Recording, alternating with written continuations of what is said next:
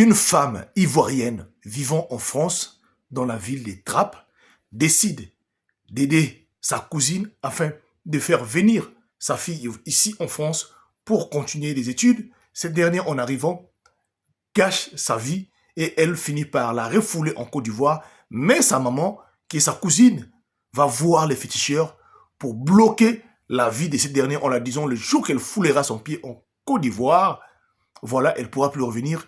Mais pendant son séjour en Côte d'Ivoire, elle perd son titre de séjour et son passeport mystiquement. Elle va être bloquée pendant 9 ans en Côte d'Ivoire, histoire mystique, deuxième partie et fin. Voilà, déjà, elle était en Côte d'Ivoire, la team HPH. Pendant qu'elle s'apprêtait maintenant à revenir en France, malgré les murmures qu'elle a entendus dans la famille, que sa cousine-là était partie voir le féticheur et avait parlé devant tout le monde les jours qu'elle venait, qu'elle va venir en Côte d'Ivoire, mais elle n'avait pas pris ça en considération. Voilà, au moment qu'elle s'apprêtait à chercher ces documents, aucun de ces documents était là sur place. Son identité, son passeport, tous ces documents avaient disparu mystiquement, la team HPH. Elle décide donc d'aller au niveau du consulat afin de voir avec eux, mais là-bas aussi, ces données, tout dans les machines, disparu mystiquement, la team HPH. Elle ne comprenait pas.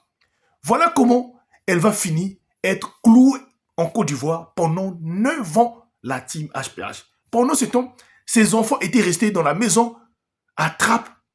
Alors, le père des enfants qui vit, donc le père des enfants, qui est originaire de la République du Congo, à ce moment-là, ils n'étaient plus ensemble, mais lui, il vivait aux États-Unis, décide donc de venir récupérer les enfants en France, à Trappes. Pendant cette période, leur maman est bloquée en Côte d'Ivoire de les ramener aux États-Unis, la team HPH.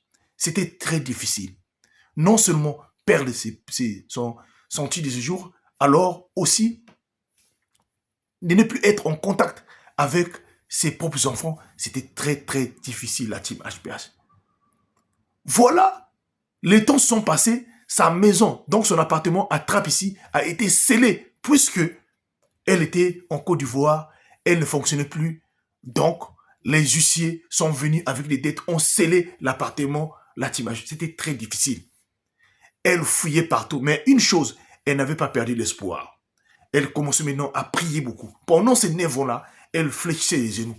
Elle savait que même si on l'a bloquée, mais quelle que soit la durée du temps, elle devrait gagner. Parce que Dieu reste toujours souverain. Elle continue à prier. Elle continue à prier. Et elle avait coupé tout contact avec cette dernière, avec sa cousine-là. Malgré au début, elle était partie demander, voilà, voir tout le monde, la famille, mais sauf qu'elle avait coupé contact. Elle ne voulait plus avoir, elle continuait à prier.